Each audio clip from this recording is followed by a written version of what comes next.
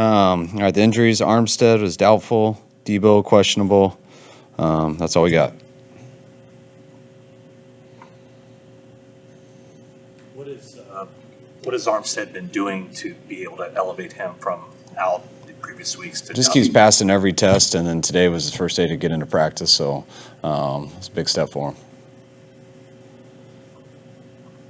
Is Deebo's hamstring a continuation of his earlier issue? No, something different.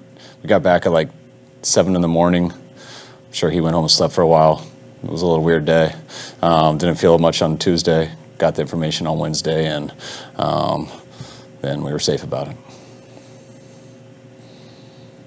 I know, I'm sure the Pro Football Focus stats are hardly the gospel as far as coaches go, but there was one the other day that had Charles Omenihu over the last 2 games with the same amount of pressures as Nick Bosa and Von Miller league-wide. I guess they all have 14. I'm just curious as to your thoughts on what he's done for you and meant for you this year. I mean, it's an in-season acquisition last year and seems to have ascended from there. Yeah, I think Charles has done a real good job. I think he helped us out last year when we got him.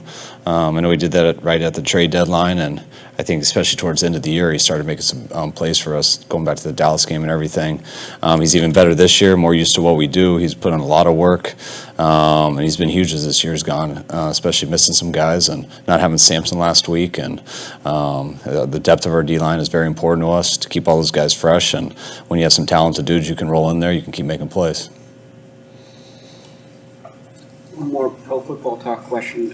They gave Trent Williams the highest grade of his career on the Cardinals game. You obviously have seen quite a bit of Trent Williams. Where would you kind of rank that outing in that?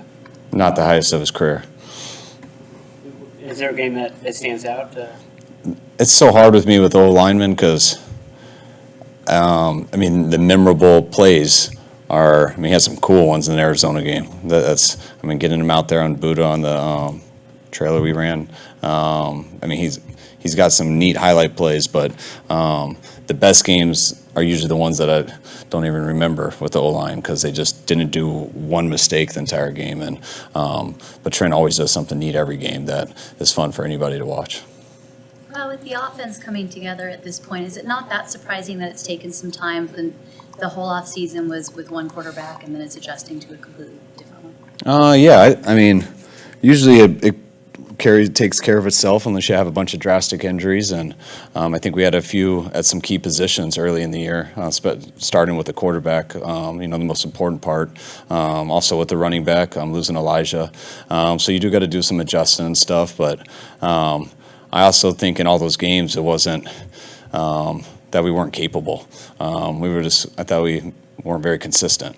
When you're not very consistent, you don't get as many opportunities. I didn't think we had many games where we just laid an egg in terms of not being able to move the ball and stuff. I know, but we didn't score enough points. And to me, that's just everyone working together and trying to get consistent. And I thought we have been doing that more in the last month or so. But it was nice to finally fully put a game together last week. But I feel like we are getting better. The more we play together, the better we do.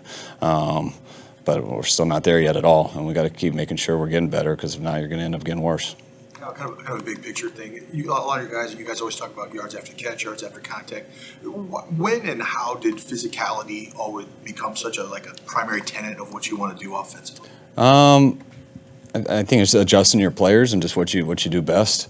I mean, I've always truly believed in that. I think especially when you run the ball, you got to have that mentality. I played receiver growing up and really enjoyed receiver the most and got into the league starting to coach receivers. And so I've always challenged those guys a lot. And I think when you put that into, a coordinator's perspective or a head coach's perspective, I always feel it can really make your team a lot more aggressive. And then when you get guys like Deebo, who plays a certain way, and then everyone sees him play that way, and then you show it a lot, you tie it in how it helps the team. I think it kind of feeds off each other, and I think that's been the most important thing with our physicality, that we got the guys to do it, we emphasize it, and we know it helps us win. You see it work the way it does. Does it become more of an emphasis for you in the draft and free agency and things like that? I think there's so many different ways to do it. Sometimes when you go a certain direction with stuff, and you make a mistake or it doesn't pan out the same way you want, you kind of overdo the opposite. You know, a lot of times in my life, you always look for a receiver who has the skill set to like separate the most and beat people. And then you sometimes see a guy who maybe isn't quite the same, but he affects the game so much more because he's just the physicality of it. And either way, but sometimes we really wanted to go that way with Deebo. You know, we felt we were lacking some physicality, like in our first few years at receiver. I love that with Pierre. That's why we brought Pierre here. And then Pierre, after he got his neck, he ended up retiring. And I feel like we hadn't had that since. And I thought that's what we were missing, just from a toughness team. And that's why we like Deebo so much. And Deebo came in, we knew we were getting that. And then he brought so much more to it. And then kind of once you see that, you don't ever want to draft another guy who's not like that, at least has that physicality. It might not be the same, but you want to draft people who are similar. And I think that's just what we've ended up becoming. Kyle, coming off the holiday and like you said, a weird week, where would you say the team's energy is headed into Saturday's walkthrough and after? I mean, I just love the practice that we had. I mean, the main thing we've had to adjust was just getting back so late and stuff and being on the short week today was the first day that we took a full speed rep. We usually don't do that after Monday night games. We always do it slow on Wednesday, but we always do full speed on Thursday. You know, this was the first time that we've waited all the way till Friday. Felt we needed to, but because we did that, we had more full speed stuff today than usual. And so I was curious how they were going to be after not doing that all week and having Thanksgiving yesterday. And those guys came out, they were going. You could tell they're feeling good, and you could tell that they're excited and ready to go for Sunday. Deebo's touchdown run cross block where he starts right and then is 180. I assume that wasn't invented. It's been done before, but is that like when did you first start implementing that? I think the first time we did it was 2019. We did a few times that year.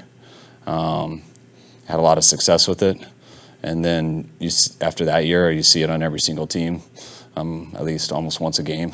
But it ties well to what we do because you pull the guard and what you do on a lot of plays, but then when the tight end's going, it looks like what you do on counter. So the backer's got to go and run over. So you just get them to go, then you get the lead blocker. But it ties to a lot of runs and stuff a lot of people do now, though. Who was the tight end or was it a tight end when you first used it? We've done it with all the guys. I mean, it's been a tight end or fullback, though. So. And where did that inspiration come from? I think just watching how people played our gap schemes, just watching them run, and we started running a lot more rounds because people were defending our run very well, and we got some really good guys to do it. So once you did the normal ones, you had to come up with some more creative ones, and the best way to come up with a creative one is to watch how they're stopping your runs and see where the overplay is and try to plan something off of that. That's good. All right, guys, thanks.